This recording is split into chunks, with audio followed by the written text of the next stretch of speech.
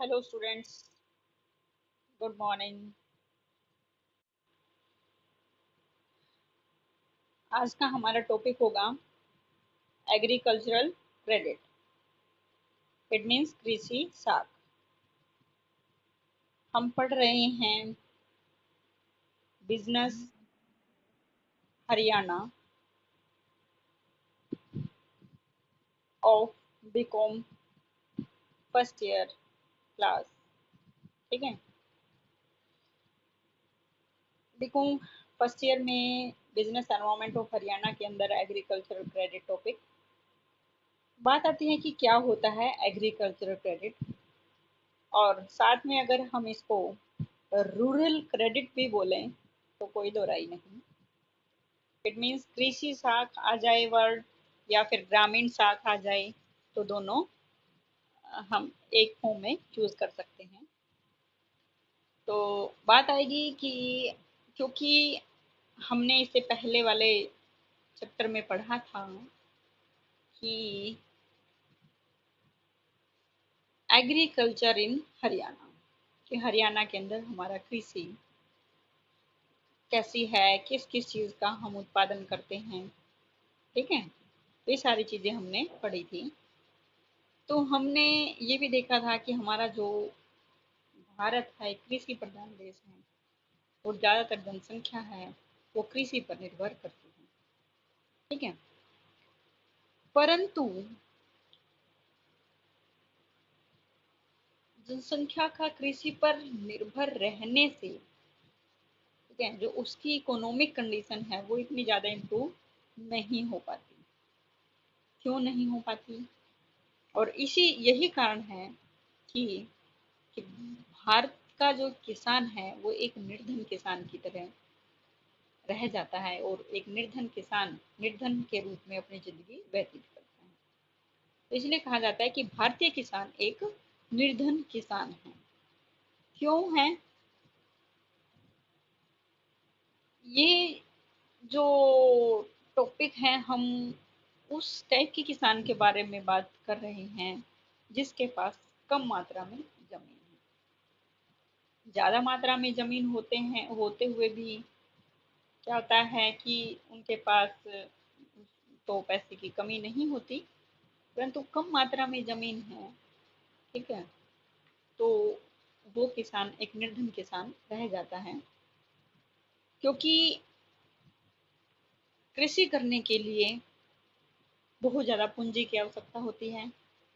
और जो हमारे छोटे किसान हैं, अभी मैंने कहा कि जिनके पास कम मात्रा में जमीन होती है तो उनको छोटे किसान बोलेंगे हम। ठीक है, तो छोटे किसानों की जो धन संबंधी आवश्यकता है वो और भी ज़्यादा तेज हो जाती है। क्यों हो जाती है? क्योंकि छोटे किसानों के पास इतने ज़्यादा रिसोर्सेज नहीं होते कि वो अपनी कृषि को और ज़्यादा उन्नत बनाने के लिए जो पूंजीगत संसाधन हैं, जैसे ट्रैक्टर, ट्रॉली, हार्वेस्टिंग सिस्टम, ये सब कुछ जुटा सकें। तो इन आवश्यकताओं को पूरा करने के लिए उसे और अधिक मात्रा में और उचित समय पर तथा ब्याज की जो उचित दर पर उनको लोन मिलना चाहिए, ऋण मिलना चाहिए, ताकि वो कृषि को और उन्नत बना सकें और उसके अपने लिए अधिक इनकम प्राप्त कर सकें। ठीक है, तो वो क्या करते हैं, तो वो कृषि जो उनके पास जमीन है उस जमीन के ऊपर ही क्या कर लेते हैं, लोन ले लेते हैं। या तो वो फसल के ऊपर ले लेते हैं, जमीन के ऊपर। तो कृषि संबंधित जो ऋण होता है उसको ही ग्रामीण ऋण कहेंगे। ठीक है, या फिर कृषि ऋण कहेंगे। जैसे प्रोफेसर किंडल बर्गर ने कृषि में साख के महत्व को प्रकट करते हुए कहा है कि उन्होंने ये कहा है कि कृषि के अंदर साख मतलब होता है बेटा जी क्रेडिट। क्रेडिट मीन्स उधार। ठीक है, भाई कृषि में उधार का क्या महत्व है?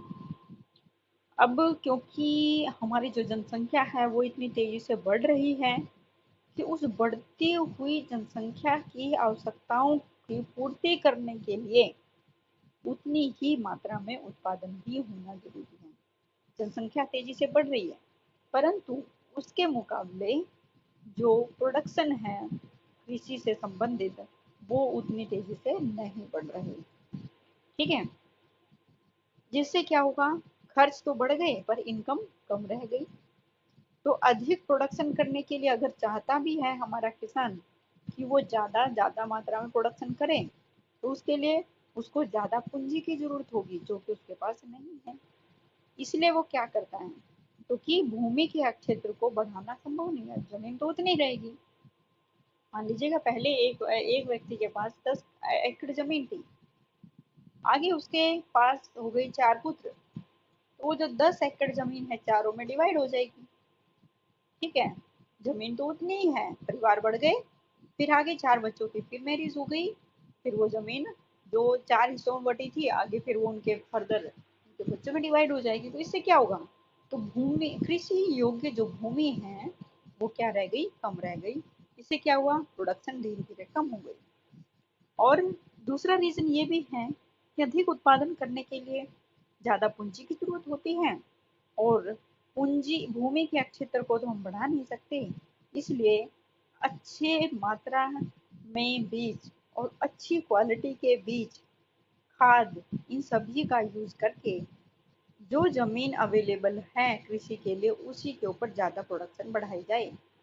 ठीक है, तो इसलिए कृषि से रिलेटेड जो उधार है, साख है, उसको 3 प्रकार की आवश्यकताओं में डिवाइड कर दिया गया। फर्स्ट है शॉर्ट टर्म क्रेडिट, दूसरा है मीडियम टर्म क्रेडिट, और थर्ड आ जाता है long term credit. Short term का मतलब क्या होता है, जो बिल्कुल छोटी अवधि के लिए उधार राशि ली जाती है। ठीक है, मीडियम टर्म क्या होता है, जो मतलब जो शॉर्ट टर्म है, ये कौन से लोन होंगे, जिनसे किसान अपनी जो उनकी आज की जरूरतें हैं उन जरूरतों को पूरा करने के लिए लोन लेता है। और इनका क्योंकि जो नेम इंडिकेट कर रहा है शॉर्ट टर्म, ऑब्वियस सी बात है 15 महीने की अवधि तक। ठीक है, 15 महीने, मैक्सिमम मैक्सिमम 1.5 साल तक। ठीक है, नहीं सॉरी, 1.5 साल तो 18 महीने हो जाते हैं, हमें मैक्सिमम 15 महीने तक की अवधि के लिए लोन मिलता है। ये ऋण किस लिए मिलते हैं, क्योंकि 15 महीनों के अंदर हमारी फसल बन करके तैयार भी हो जाती है और वो बेच भी जाती है। तो इसलिए क्या होता है, कोई भी फसल है या 2 फसलें हैं, 3 फसलें हैं, ले सकता है वो उस टाइम पीरियड में। तो ये ऋण है ज़्यादातर किस लिए लिए जाते हैं, बीज के लिए, बीज खरीदने के लिए, खाद खरीदने के लिए, मजदूरी का भुगतान करने के लिए। ठीक है, और जो उन्होंने टैक्स वगैरह देना है उस टैक्स की पेमेंट करने के लिए। ठीक है, तो ये ऋण फसल बिकने पर ही वापस किए जाते हैं। जैसे ही हमारी फसल बिक जाएगी, इसलिए लिए जाते हैं कि हम इस फसल पर्टिकुलर मैक्सिमम 15 महीने कहा इन्होंने, तो ये कम के लिए हो सकता है या एक फसल के लिए हो सकता है, 2 फसल के लिए हो सकते हैं। ठीक है, तो जैसे ही फसल बिक जाती है तो इनका लोन का भुगतान कर दिया जाता है। ठीक है, दूसरा होता है कि मीडियम टर्म क्रेडिट, की मध्यकालीन ऋण। इस प्रकार की जो उधार होती है, उधार की आवश्यकता होती है, वो पशु व खेती के यंत्र खरीदने के लिए, भाई हमें पशु खरीदने हैं या फिर ट्रैक्टर खरीदना है, ट्रॉली खरीदनी है, कुआं लगवाना है, ट्यूबवेल लगवाने हैं, कुआं बनवाना है, ठीक है, या ट्यूबवेल लगवाना है, तो इस टाइप के कामों के लिए क्या लोन लिया जाता है। ठीक है, ये मैक्सिमम क्या होता है, 15 महीने से लेकर के 5 साल तक के की अवधि तक के लोन होते हैं। तीसरा होता है लॉन्ग टर्म क्रेडिट। इस प्रकार की जो क्रेडिट होती हैं इनकी आवश्यकताएं पुराने कर्जे चुकाने के लिए, भाई हमने पुराने कर्जे ले रखे हैं, ये लंबी अवधि के लिए इंडिकेट कर रहा है, लंबी अवधि के लिए। ठीक है, ये 5 साल से ज्यादा टाइम पीरियड के लिए, चाहे वो कितना भी टाइम पीरियड हो, 5 साल से ज्यादा, तो वो क्या हो जाएगा, लोन। ठीक है, तो इन्होंने पहले कर्जे ले रखे हैं उन कर्जों को चुकाने के लिए, तथा जमीन खरीदने के लिए या मुकदमेबाजी के लिए, ट्रैक्टर खरीदने के लिए, या भूमि पर कोई भी पक्का सुधार करने के लिए किए जाते हैं। ठीक है, समझ आई बात। तो इस टाइप से इनको कृषि पर 3 प्रकार के लोन प्रोवाइड किए जाते हैं। अब देखो, हमने स्टार्टिंग में एक बात पढ़ी कि हमारा जो भारतीय किसान एक निर्धन किसान है। ठीक है, वो लोन के नीचे दबा हुआ। ठीक है, तो किसानों की सबसे बड़ी समस्या ये भी है कि वो ऋणग्रस्त हैं। ठीक है, क्रेडिट के नीचे दबे हुए हैं। जैसे श्री एम एल डार्लिंग ने स्वतंत्रता से पहले कहा था कि भारतीय जो किसान है, मतलब उन्होंने, ये किसान, छोटे किसानों के बारे में बात हो रही है, उन्होंने ये कहा कि जो हमारा किसान है, भारतीय किसान है, वो कर्जे में जन्म लेता है, कर्जे में ही रहता है और वो कर्जे में ही मर जाता है। क्यों कहा उन्होंने ऐसा? ठीक है, क्योंकि किसानों के पास इतने ज्यादा फैसिलिटीज नहीं थी। ये बहुत पहले, स्वतंत्रता इंडिपेंडेंस से बहुत पहले की बात है। ठीक है, परंतु क्योंकि टेक्नोलॉजीज नहीं थी और बेस्ट मैनेजमेंट सिस्टम नहीं था कि अच्छे तरीके से मैनेजमेंट करके फसल वगैरह का उत्पादन किया जाए, ना ही ये था कि हमारे पास ग्लोबल मार्केट थी कि हम अपने प्रोडक्ट के अच्छे दाम भी मिल सकें। ठीक है, तो इस वजह से उन्होंने ये कही कि भारतीय किसान है जो कर्जे में जन्म लेता है, कर्जे में ही मरता रह जाता है और कर्जे में मर जाता है। और उस टाइम की जो रिपोर्ट है नेशनल सैंपल सर्वे ऑर्गेनाइजेशन के अकॉर्डिंग क्या कहा कि भारत के अंदर 31.44% जो किसान हैं वो ऋण के नीचे दबे हुए हैं। किसान ऋण ग्रस्त हैं। एक ऋण ग्रस्त का मतलब ऋणों के नीचे दबे हुए हैं। ठीक है, दूसरा सर्वे हुआ rural credit and investment survey report में, देखा कि ग्रामीण ऋणों का, कि जितने भी रूरल क्रेडिट है उसका 40% ऋण उत्पादक तथा 60% ऋण अनुत्पादक होता है। कहने का मतलब है कि जितना भी लोन लिया जाता है टोटल, हमने कहा कि 31.44% जनसंख्या है वो ऋण में डूबी हुई है। तो एक व्यक्ति जितना भी परसेंट लोन लेता है ना, मान लीजिएगा एक व्यक्ति ने 50 लाख रुपए लोन लिया, तो 50 लाख रुपए जो लोन है ना, उसमें से वो कितना कृषि पर खर्च करेगा, कृषि रिसोर्सेज लाने में, और कितना वो घर में खर्च करेगा। इट मीन्स जो प्रोडक्शन को बढ़ाने के लिए खर्च किए जाते हैं वो उत्पादक क्रियाओं के लिए हो गया, और जो प्रोडक्शन से रिलेटेड ही नहीं है वो अनुत्पादक क्रियाओं में हो गया। तो ये सर्वे हुआ कि जो भी किसान ऋण लेता है ना, वो उसमें से 40% तो प्रोडक्शन एक्टिविटी पे लगाता है, तो बाकी बचा 60% वो नॉन प्रोडक्टिव एक्टिविटीज पे लगाता है, जिनका प्रोडक्शन से कोई लेन देन ही नहीं होता। ठीक है, इसलिए क्या है, कहा कि वो कर्जा लिया, क्योंकि सारा खर्चा तो, सारा पैसा तो उड़ा दिया खाने पीने में, नॉन प्रोडक्टिव एक्टिविटीज में। ठीक है, और या फिर बच्चे की मैरिज कर दी उधार लेकर के, या घर बना लिया उधार लेकर के, इससे क्या, वो नॉन प्रोडक्टिव एक्टिविटी हो गई। ठीक है, तो कर्ज में रहा, कर्ज में ही मर गया। तो इसलिए कहता है कि जो भारत का जो किसान है, ग्रामीण ऋण का भार छोटे किसानों पर ज्यादा है। ठीक है, जबकि बड़े किसानों पर इतना ज्यादा नहीं है, क्योंकि उनके पास रिसोर्सेज बहुत ज्यादा मात्रा में होते हैं। ठीक है, समझ आया बेटा यहाँ तक? नेक्स्ट पॉइंट आ जाता है फिर sources of agricultural and rural credit. क्या कहता है, अब कहाँ कहाँ से एग्रीकल्चरल क्रेडिट उनको मिल सकता है। मीन्स किसान हैं जो लोन लेना चाहते हैं, तो उनको पैसा कहाँ कहाँ से मिल सकता है। ठीक है, तो इसके लिए क्या होता है, ग्रामीण किसान के बारे में बात करें तो उसको, कुछ तो हमारे पास गांव में होते हैं जिनको हम साहूकार बोलते हैं, मनी लेंडर्स। ठीक है, आढ़ती बोलते हैं, सुना होगा आप लोगों ने कि आढ़ती से पैसे लेकर के आए, इट मीन्स, या उनको हम व्यापारी बोल सकते हैं। ठीक है, या उनके कोई सगे संबंधी होते हैं, सहकारी समितियां होती हैं, व्यापारिक और ग्रामीण बैंक होते हैं, या और बहुत सारे रिसोर्सेज होते हैं जहां से वो उधार पैसा ले सकते हैं। ठीक है, मतलब कहने का क्या है, साहूकार है, महाजन, साहूकार वर्ड सुना है आप लोगों ने, जैसे जिनको हम जमींदार वगैरह बोल सकते हैं, बहुत सारी जमीन है, या ये पैसे के लेन देन का ही काम करते हैं। ठीक है, आड़ती तो सुना ही होगा आप लोगों ने। दुकान, जो जमींदार है वो पूरे साल के लिए एक तरह से अपनी फसल को गिरवी रख देता है, और पूरे साल, मतलब बीज बोने से पहले ही वो पैसा उठा लेते हैं वहां से, और उसमें से ही फिर क्या करते हैं, बीज बोते हैं, सारा खर्चा उसी में से निकालते हैं। ठीक है, फिर जब फसल हमारी पक के तैयार हो जाती है, तो वो सारी की सारी फसल फिर जिस बंदे से पैसे लिए थे, आड़ती जिसको बोलते हैं, उसको ही हम वो क्या कर देते हैं, अपनी फसल के दाम, अपनी फसल है जो उसी को बेचनी पड़ती है।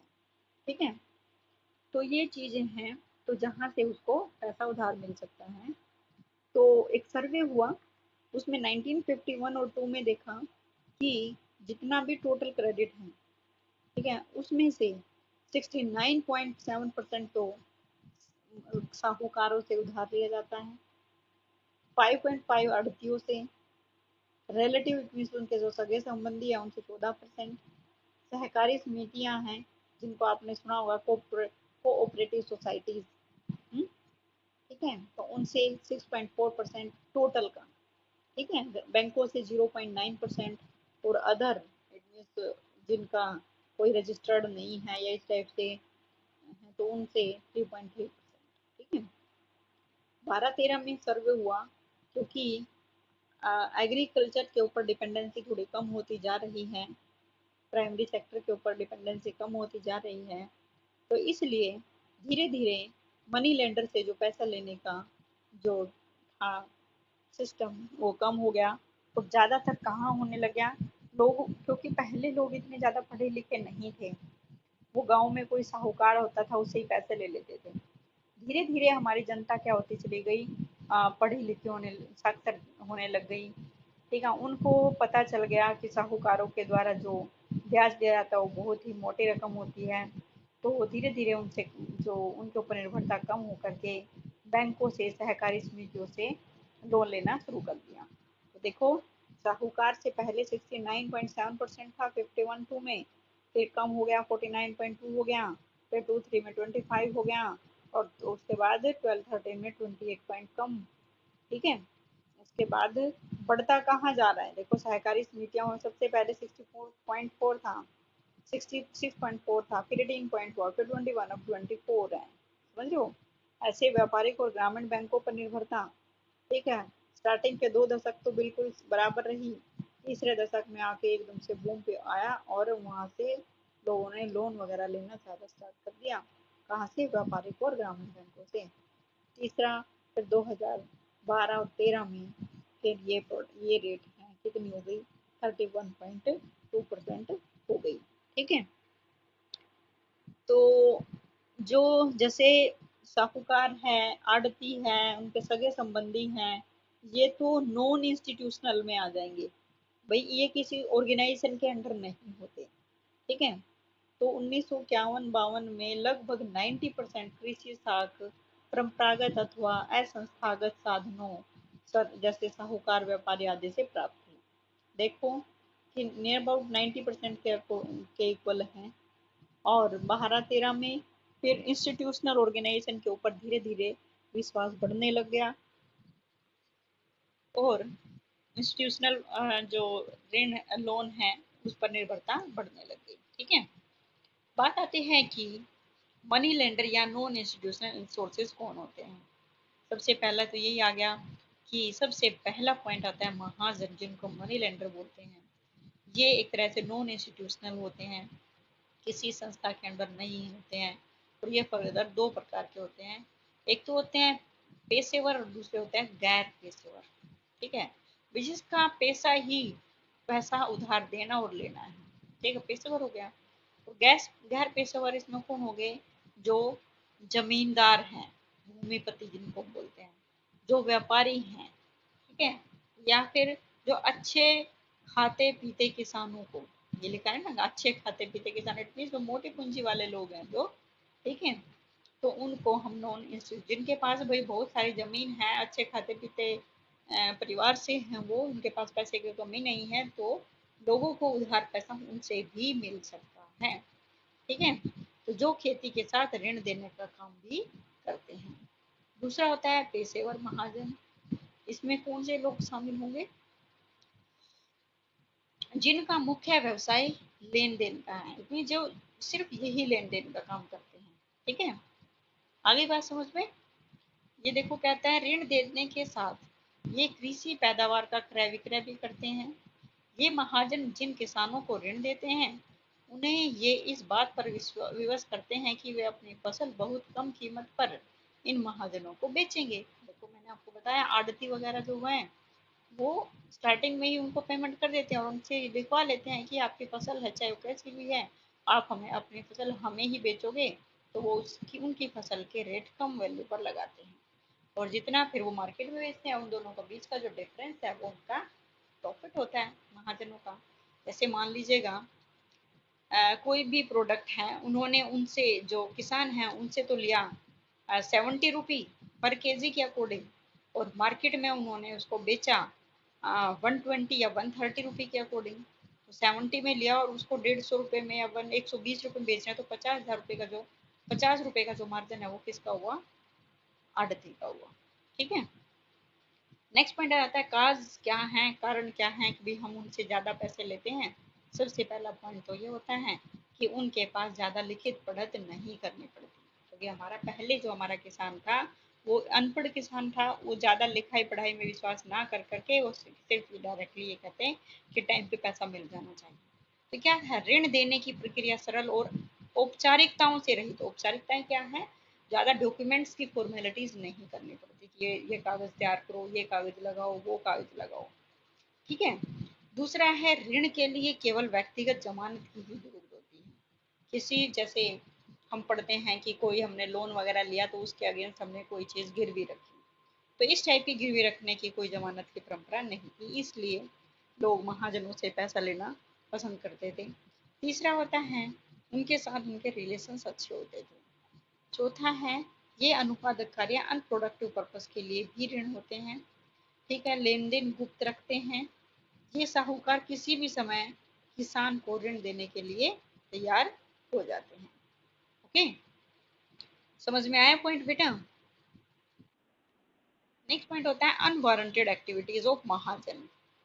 भाई कौन से उनके गलत काम होते थे। सबसे पहला गलत काम तो ये होता था कि वो उनसे ब्याज की रेट बहुत रेट ब्याज की रेट है ना बहुत ज्यादा वसूल करते थे। ठीक है। उनके जो रेट है वो इतने ज्यादा हाई होते थे कि वो 25% रेट से लेकर के 50% तक होते थे। भाई कोई चीज 100 रुपए की अगर उन्होंने 100 रुपए उधार लिए तो 50 रुपए उस पर ब्याज लग जाता। तो एक तरह से 100 रुपए की चीज डबल होकर के या 150 रुपए की होकर के उनको देनी पड़ती थी एक साल के बाद। ठीक है। तो ये तो रेट बहुत ज्यादा हैवी हो गई। दूसरा होता है किसान हिसाब किताब किताब में वो बहुत ज्यादा बेईमानी करते थे। ठीक है। किसानों को ऋण देते समय कुछ ब्याज पहले ही काट लेते थे। भी लोन दिया है, ठीक है, 1 लाख रुपए लोन दिया, उसमें से आधे महीने आधे साल का जो ब्याज पहले ही काट लिया, तो अगले को जिस पर्पज के लिए जरूरत थी उसमें उस पर्पज के लिए तो उनको पैसा पूरा मिला नहीं, नहीं मिला ना। तो इसलिए क्या है किसानों को अनप्रोडक्टिव कार्य के लिए ऋण देकर उन्हें फिजूल खर्च करने वाले किसान बना देते थे। जैसे अनप्रोडक्टिव कार्य के लिए कैसे, भाई लड़की के साथ ज्यादातर आपने देखा होगा कि जिनके घर खेती होती है ना, वो ज्यादातर जो उनके मोटे मोटे खर्चे होते हैं जैसे लड़की की शादी करनी है या कोई जैसे मान लीजिएगा घर बनाना है। ठीक है। तो इस टाइप के जो मोटे मोटे खर्चे होते हैं वो ऑलमोस्ट जमीन के ऊपर ही डिपेंड करते हैं। कोई जमीन बेच दी या फिर उधार पैसा ले लिया और उसको पेमेंट कर देंगे। ठीक है। तो किसके लिए, भाई लोन ले लिया उधारा और उसको पूरा का पूरा लड़की की शादी में खर्च कर दिया, जो कि अनप्रोडक्टिव है, टोटली अनप्रोडक्टिव है, उससे हमें वापस कुछ नहीं मिलना, सारा खर्चा ही होएगा। ठीक है। तो ये क्या है, तो फिजूल खर्च करवा दिया ना, तो इससे क्या हुआ, ये लोगों को बिगाड़ते भी हैं महाजन। ये हमसे फिजूल खर्ची के लिए पैसे दे देते हैं और फिर उनसे ज्यादा मात्रा में ब्याज वसूल करते हैं। किसानों से उनकी फसल तथा कुछ दशाओं में उनकी भूमि सस्ते दामों पर खरीद लेते हैं।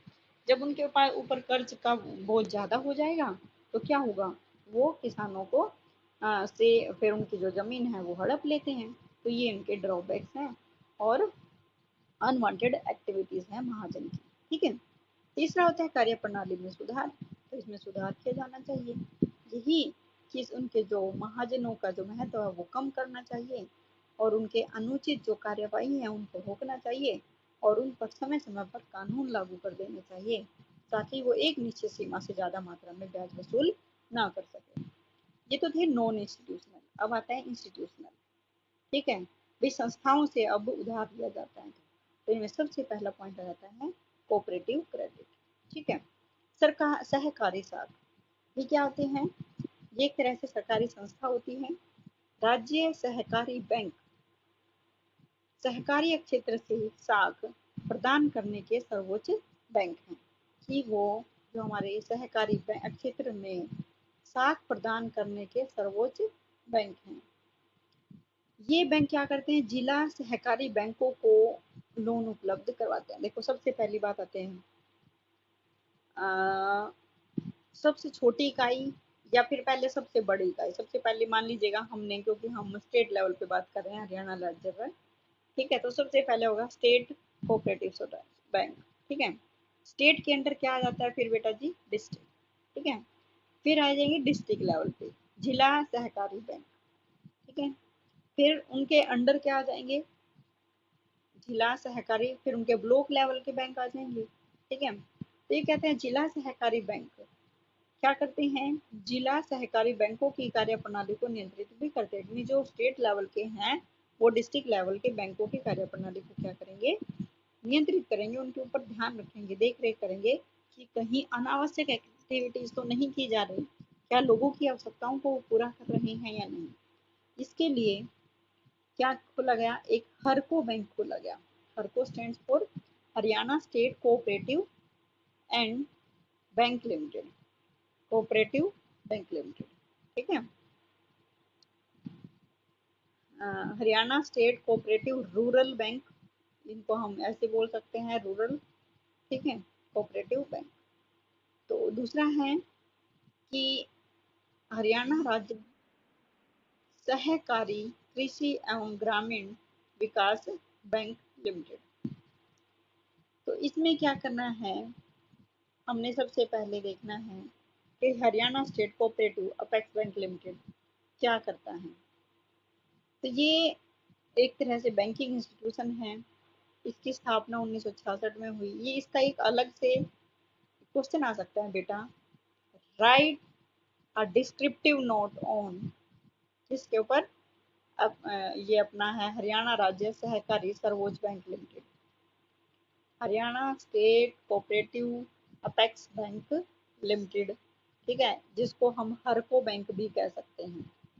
तो इसके ऊपर आपने क्या लिखना है, एक पूरा डिस्क्रिप्शन लिखना। तो ये फुल फ्लैग क्वेश्चन है। जिसकी स्थापना कब हुई, 1966 में हुई, जिसको हम हरको बैंक के नाम से भी जानते हैं। हरियाणा की सहकारी जो संस्थाओं में हरको बैंक सबसे ऊंचे दर्जे पर है। जितने भी हरियाणा के अंदर कोऑपरेटिव सोसाइटीज हैं उनमें सबसे जो टॉप लेवल पे हैं वो है कौन सा, Harco bank, means Haryana state cooperative apex bank limited, ठीक है। ये हरियाणा के किसानों को दोनों दो टाइप के शॉर्ट टर्म और मिडल टर्म लोन प्रोवाइड कराती हैं। हरियाणा के किसानों को देसी बैंकर, महाजन, साहूकार, आड़ती इनसे बचाने का पूरा प्रयास करती हैं। ये बैंकों को जितने भी हमारे बैंकिंग सर्विसेज हैं उनको उपलब्ध करवाती हैं। बैंक में जो जो फैसिलिटीज होती हैं, बैंक में आप पैसे जमा करवा सकते हो, निकलवा सकते हो, अपने अकाउंट डिटेल ले सकते हो, लोन ले सकते हो, ये सारी चीज़ें उनमें प्रोवाइड कराते हैं। दूसरा होता है स्टेट लेवल पे। स्टेट लेवल पर इसके टोटल 13 ब्रांचेज हैं और चंडीगढ़ और पंचकुला में इसकी 2 हेड ऑफिस हैं, कार्यालय एक्सटेंशन काउंटर बोल सकते हैं हम इसका। थर्ड होता है डिस्ट्रिक्ट लेवल पे। अब डिस्ट्रिक्ट लेवल पे टोटल 19 हैं, ठीक है। हरियाणा राज्य में टोटल 594 ब्रांचेज हैं। ये बैंक मुख्यतः प्राथमिक कृषि व सहकारी समिति को साख सुविधा प्रदान करते हैं। नेक्स्ट होता है पटवार लेवल। अब आपने सुना होगा पटवार खाना भी जिसको हम बोलते हैं, या पटवारी आप लोगों ने सुना होगा, ठीक है। तो ये एक तरह से हमारे पास जो पटवारी हैं वो हर को जो हमारे ऑर्गेनाइजेशन है उसके अंदर सबसे नीचे स्तर पर हर को आता है। इसमें क्या होगा कि प्राइमरी जो एग्रीकल्चर क्रेडिट सोसाइटीज़ होती हैं, प्राथमिक कृषि समितियाँ होती हैं, वो इसके अंडर काम करती हैं। इन्हें लघु बैंक की आवश्यकताएं, मतलब लघु छोटा जो बैंक होते हैं वो भी कह सकते हैं।